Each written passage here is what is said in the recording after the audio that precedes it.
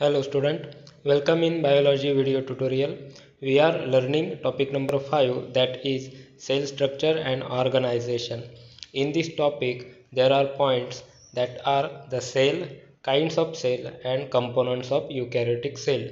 The first two points we have completed already, and today these points we have completed. Today we are going to learn about the components of eukaryotic cell. In that component we will see the first component, that is the cell wall. Components of eukaryotic cell. And now we are going to learn the first component in eukaryotic cell, and that is the cell wall. या पिक्चरमध्ये सुद्धा आपण clearly बघू शकतो की हे सर्व जे आहेत हे प्लांट सेल आहेत, आणि प्लांट सेलमध्ये पर्टिक्युलरली सेल वॉल ही प्रेझेंट असते.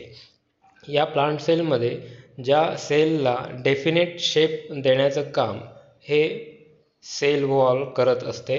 आपण इथे क्लिअरली बघू शकतो की या प्रत्येक सेलला एक डेफिनेट शेप आहे, आणि हा शेप या सेल वॉलमुळे आलेला आहे. त्याचबरोबर आपण या सेल वॉलची अजून एक प्रॉपर्टी बघू शकतो, ती म्हणजे हे सर्व सेल वॉल रिजिड आहेत, म्हणजे कठोर आहेत, आणि त्यांचा आकार सहसा बदलत नाही. अजून त्यांचं एक काम आहे ते म्हणजे गिव्ह प्रोटेक्शन. हे आतमधल्या मटेरियलला, हा जो आतमधला भाग आहे याला प्रोटोप्लाझम असं म्हटलं जातं. सर्व मटेरियलला आपण प्रोटोप्लाझम म्हणतो. तर ह्या प्रोटोप्लाझमला प्रोटेक्शन देण्याचं काम हे सेल वॉल करत असते. तर हे त्यांचं फंक्शन झालं. आपण सेल वॉलबद्दल इन डिटेल थोडं अधिक बघूया.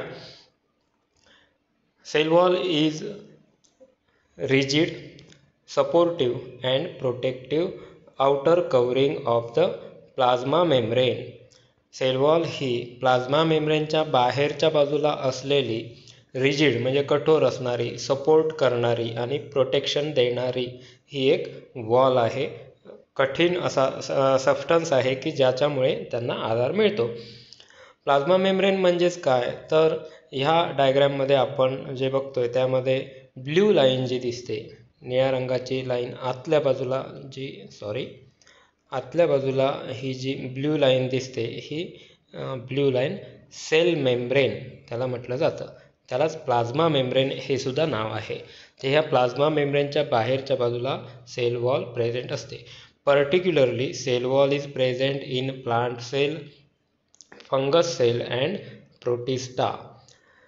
मीन्स वॉट, हे सेल वॉल जे आहे हे ॲनिमल सेलमध्ये ॲबसेंट आहे, आणि फक्त प्लांट सेलमध्ये दिसून येतं, फंजायमध्ये आणि प्रोटिस्टामध्ये म्हणजे बॅक्टेरियल सेलमध्ये आपल्याला सेल वॉल दिसून येते. यापुढे ही जी डायग्राम आहे, ही डायग्राम कशी आहे, सेल वॉलला जर आपण सेक्शन घेतला आणि त्याचा एक ब्लॉक तयार केला आणि तो एनलार्ज तयार केला तर तो कसा दिसेल हे इथे दाखवलेलं आहे. तर हा एक ब्लॉक आहे सेल वॉलचा, आणि खाली जो दिलेला आहे ही प्लाझ्मा मेम्ब्रेन आहे, आणि वरच्या बाजूला वरचं सरफेस. तर या पद्धतीची ही सेल वॉल आहे. ही अल्गल सेल वॉल आहे, अल्गी याची सेल वॉल आहे. Algae shows the presence of cellulose. त्यांच्यामध्ये काय प्रेझेंट असतं, तर सेल्युलोज प्रेझेंट असतो. हा जो आहे सेल्युलोज आहे, म्हणजे येलो कलरची लाईन जे आहे हे ॲक्च्युली अशा लाईन नसतात, हे डायग्रॅमॅटिक रिप्रेझेंटेशन आहे. तर हे एक मायक्रोफायब्रिल्स असतात, ते फायब्रिल्स त्यांना स्ट्रेंथ देण्याचं काम करतात. Then galactans, mannans and minerals like calcium carbonate in cell wall. त्याचबरोबर त्यांच्यामध्ये गॅलॅक्टेज हा पदार्थ असतो, त्याचबरोबर मॅनेन्स म्हणजे काही पॉलिसॅकॅराइड एकत्रित येऊन चेन्स तयार करतात, आणि हे चेन्स त्याला आपण मॅनेन्स असं म्हणतो. तर हे प्रेझेंट असतात अल्गल सेल वॉलमध्ये. Other than algae other plants are there. Algae व्यतिरिक्त इतर प्लांट्स आहेत. ह्या प्लांटमध्ये जर आपण सेल वॉल बघितली, त्याचासुद्धा सेम हा ब्लॉक तयार केलेला आहे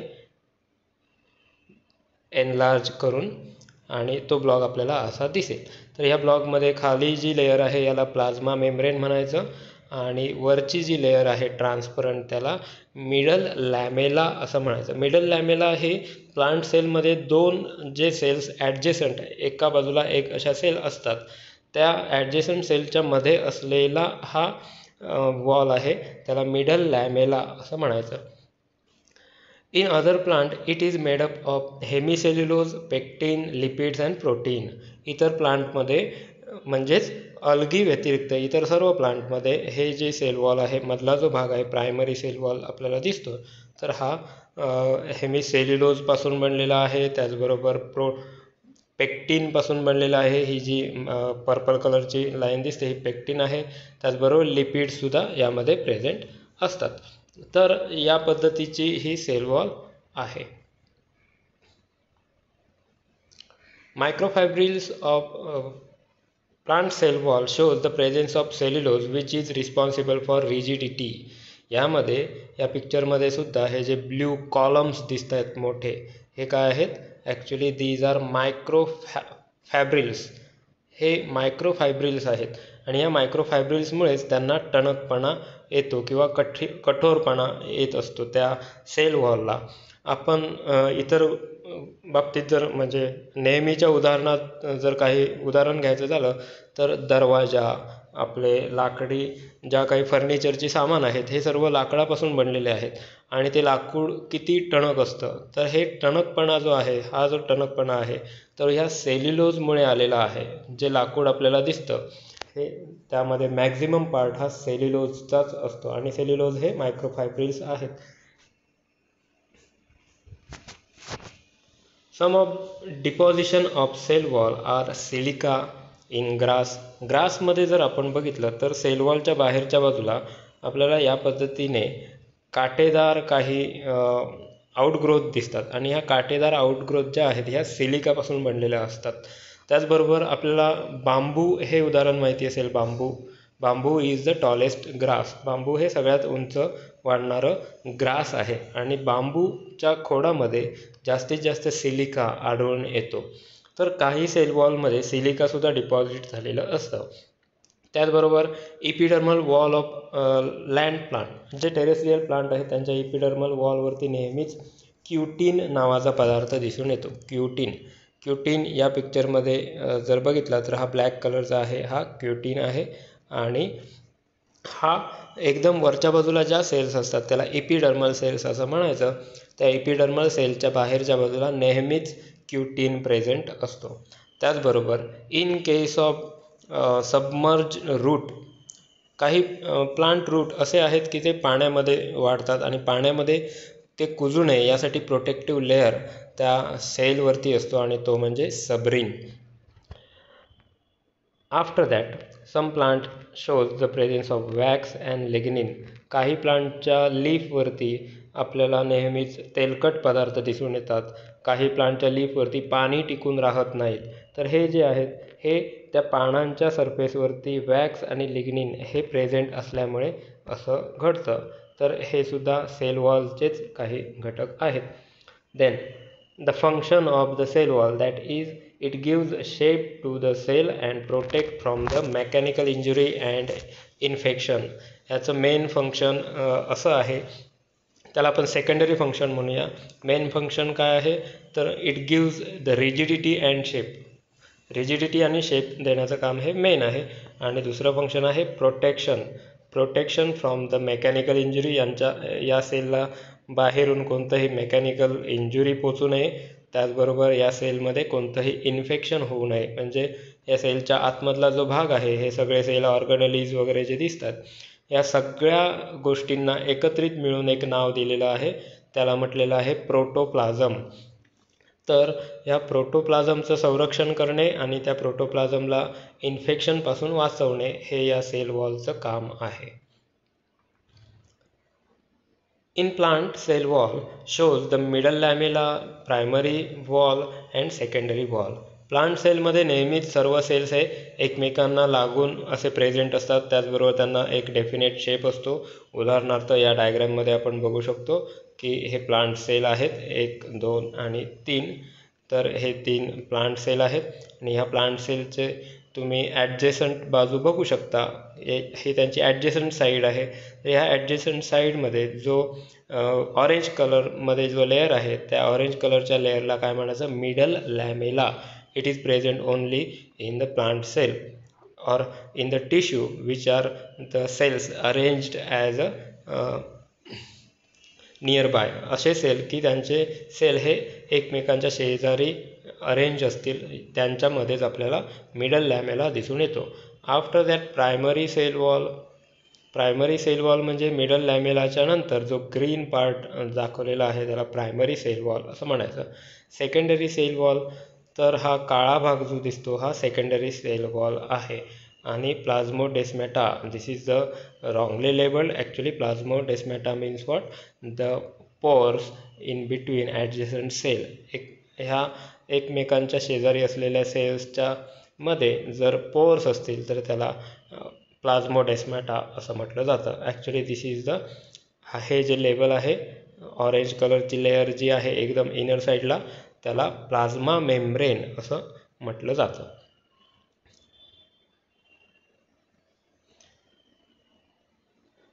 आता आपण एक एक लेअर स्टडी करूया.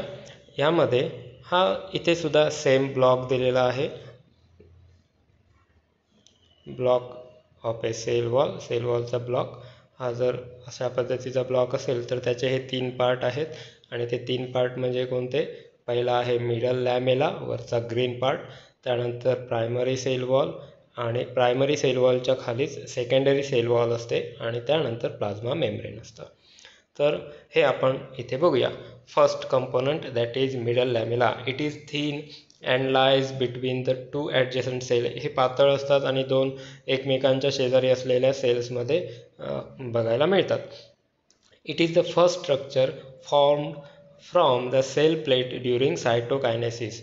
सायटोकायनेसिस म्हणजे काय? तर आपण सेल डिव्हिजनच्या वेळेला, समजा हा एक सेल आहे, या सेल डिव्हिजनच्या वेळेला टीलोफेजमध्ये काय होतं तर पूर्णपणे त्याचे न्यूक्लियस हे 2 भागात विभागले जातात आणि टीलोफेज पूर्ण झाल्यानंतर मधून जी पहिली प्लेट तयार होते किंवा त्याचा सायटोप्लाझम जो सेपरेट केला जातो त्याला सायटोकायनेसिस म्हटलं जातं. आणि हे सेपरेशनचे काम जे आहे तिथे जेव्हा पहिली लेअर तयार होते ती कशाची असते? मिडल लॅमेला या घटकाची असते. So this is about the cytokinesis. It is mainly made up of pectin, calcium and the magnesium pectate. हे जे आहेत हे पेक्टिनने मुख्यतः बनलेले आहेत, त्याचबरोबर कॅल्शियम आणि मॅग्नेशियम पेक्टेटने सुद्धा बनलेलं आहे. Softening of ripe fruit is due to the solubilization of the pectin. आपल्याला हे माहितीच आहे की कच्चं फ्रूट म्हणजे फळ हे कडक असतं आणि तेच पिकल्यानंतर कसं बनतं? सॉफ्ट बनतं. तर हे सॉफ्ट का बनतं? तर कच्च्या फळामध्ये हा जो मिडल लॅमेला आहे हा इनसोल्युबल असतो आणि पिकलेल्या फळामध्ये हा सोल्युबल झालेला असतो. Solubilization of the pectin it makes the fruit soft while ripening. Next part of the cell wall, that is primary cell wall. Primary wall is, ही तीच डायग्राम आहे प्रायमरी सेल वॉलची की ज्यामध्ये सेल्युलर मायक्रोफायब्रिल्स आपल्याला दिसतात. तर हे आपण बघूया. In young plant cell it is capable of growth. Young plant सेलमध्ये हे यामध्ये ग्रोथ होत असते. It leads inside the middle lamella. Middle लॅमेलाच्या खालच्या बाजूला ही नेहमी तयार होते.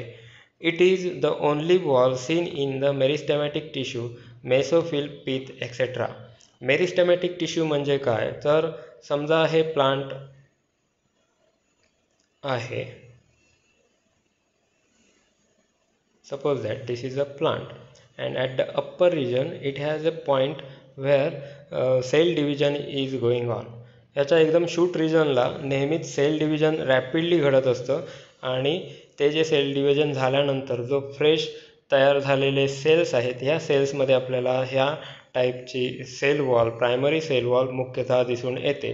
त्याचबरोबर अजून मेरिस्टेमॅटिक सेल्स कुठे असतात? तर इथे काही बर्ड्स असतात ज्याला ॲक्झिलरी बर्ड असं म्हटलं जातं.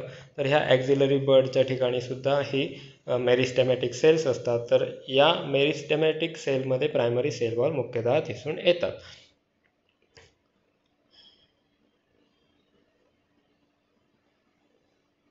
Secondary cell wall. After fully growth of primary cell wall it stop growing, म्हणजेच सेल जेव्हा मॅच्युअर होतो, तयार झाल्यानंतर मॅच्युअर होतो, तर मॅच्युअर झाल्यानंतर प्रायमरी सेल वॉल जी आहे ही या डायग्रॅममध्ये आपण बघूया. प्रायमरी सेल वॉल हा जो मधला भाग आहे याला मिडल लॅमेला असं म्हणायचं. त्यानंतर एक लेयर जाते त्याला प्रायमरी सेल वॉल ही, आणि मधला जो जाड भाग आहे हा सेकंडरी सेल वॉलचा आहे. तर प्रायमरी सेल वॉल ही फक्त नवीन तयार झालेल्या सेलमध्येच त्याची ग्रोथ दिसून येते, नंतर ह्या प्रायमरी सेल वॉलची ग्रोथ थांबते. After restricting the growth the secondary cell wall start. त्यांची ग्रोथ थांबल्यानंतर काय होते, सेकंडरी सेल वॉलची ग्रोथ चालू होते. It is present inner the primary wall. Primary वॉलच्या आतल्या बाजूला हे प्रेझेंट असते. Once the growth of primary wall stop, the secondary wall is late. Primary वॉलची ग्रोथ थांबल्यानंतर सेकंडरी वॉल ही वाढायला सुरुवात होते. At some place thickening is absent which leads to formation of pith. काही ठिकाणी ही सेकंडरी वॉल जी आहे याची थिकनिंग ही ॲबसेंट असते. म्हणजे हा जो इनर प्लाझ्मा मेम्ब्रेन आहे, हा प्लाझ्मा मेम्ब्रेन हा बाहेरपर्यंत आलेला असतो. इतका हा प्लाझ्मा मेम्ब्रेन आलेला असतो. आणि त्याचबरोबर जर दुसऱ्या ॲडजेसंट सेलचा प्लाझ्मा मेम्ब्रेनसुद्धा जर इथे आला तर इथे एक ब्रिज तयार होऊ शकतो. So this is the another possibility that the plasma membrane if it unite with the adjacent cell then it can form a bridge in between two adjacent cell and that bridge is called as plasmodesmata. त्या ब्रिजला काय म्हणायचं, प्लाझ्मोडेस्माटा. Let's see what is plasmodesmata. Plasmodesmata are the cytoplasmic bridge between neighboring cell. It shows the pore between cell wall and middle lamella. हे जे प्लाझ्मोडेस्माटा आहे हे middle लॅमेला आणि sale wall यांच्यामध्ये direct pour present असलेलं आपल्याला दाखवू शकतात. तर हे आहे सगळं काही सेल वॉलबद्दल. थोडक्यात रिवाइज करूया. Cell wall is the rigid structure which give the proper shape to the cell as well as it gives the protection from the mechanical injury as well as the injury. After that we have seen the three components of the cell wall, and that components are middle lamella, then primary cell wall and secondary cell wall. So up to here we will stop. This is all about the cell wall. Thank you.